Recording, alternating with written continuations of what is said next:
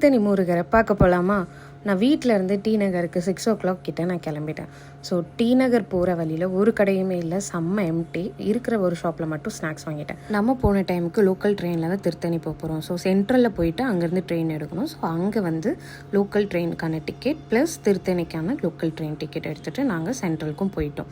சென்ட்ரலில் போயிட்டு ஃபோட்டோஸ்லாம் எடுத்துகிட்டு ஒரு ஷார்ட் காஃபி பிரேக் எடுத்துகிட்டு பக்கத்தில் பிளாட்ஃபார்மில் என்ன ட்ரெயின் என்ன பிளாட்ஃபார்மில் வரும், என்ன டைமிங்கில் வரும்னு சொல்லிட்டு அங்கே டிஸ்பிளேயில் போட்டிருப்பாங்க. ஸோ அட்லாஸ்ட் ட்ரெயின் ஏறி நம்ம திருத்தணி ரீச் ஆகிட்டோம். ஸோ அங்கேருந்து வெளியே வந்தீங்கன்னா ஷேர் ஆட்டோலாம் இருக்கும். ஆட்டோ பிடிச்சி நாங்கள் போயிட்டோம்.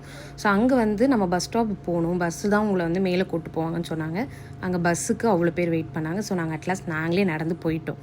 அங்கே வந்து லைனாக அந்த மாதிரி கோவிலுக்கான திங்ஸ் எல்லாம் வச்சுருப்பாங்க. அங்கே நம்ம ஸ்லிப்பர்ஸ் எல்லாம் கழட்டி போட்டுட்டு வேணுன்ற திங்ஸ் மட்டும் நம்ம வாங்கிட்டு அங்கேருந்து நடக்கவும் ஸ்டார்ட் பண்ணிட்டோம். ஸோ ஒரு 4-5 படி தாண்டி ஒரு அம்மன் கோவில் வரும். அந்த அம்மன் சாமியை பார்த்துட்டு கொஞ்சம் தூரம் போனோம்.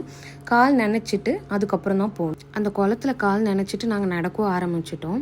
அங்கே 365 ஸ்டெப்ஸுன்னு சொல்லியிருந்தாங்க. பட் அந்தளவுக்கு தெரியலை. ஒரு சில படிக்கட் மட்டும் நெருக்கமாக இருக்கும்போது கொஞ்சம் கஷ்டமாக இருந்துச்சு நடக்க. பட் நம்ம கண்டிப்பாக நடக்க முடியும்.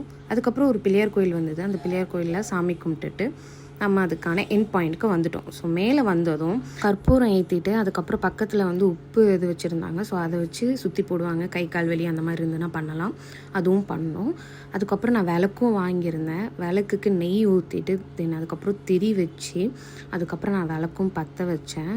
ஸோ ஃபைனலி நான் எப்படி நினச்சேன் அப்படின்னா சாட்டிஸ்ஃபைடாக நான் அந்த இடத்துல வந்துட்டு விளக்கு பற்ற வச்சது I am really happy. Because அது ஒரு மாதிரி ஃபீல் இருந்துச்சு அந்த மொமெண்ட் எனக்கு. அங்கே விளக்கேற்றிட்டு சாமி கும்பிட்டுட்டு அதுக்கப்புறம் முருகரை பார்க்க நாங்கள் வந்து க்யூவில் போயிட்டோம். 100 டிக்கெட் கொடுத்து போனோம். பட் அங்கேயே வந்து 2.5 hours ஆச்சு. ஸோ ஃபைனலி சாமியை பார்த்துட்டு நாங்கள் வந்து சாமியை பார்த்துட்டு ரிட்டன் நாங்கள் கிளம்பி வந்துட்டோம். செம்ம வெயில். ஸ்டேஷன் வந்ததும் ட்ரெயினும் வந்துருச்சு, லோக்கல் ட்ரெயின். ஸோ நாங்கள் அதில் ஏறி சென்ட்ரலும் வந்துட்டோம். ஸோ மார்னிங் 6 நான் வெளியே போனேன். ஸோ ஈவினிங் 6:30 ஆயிடுச்சு நான் வீட்டுக்கு போவேன்.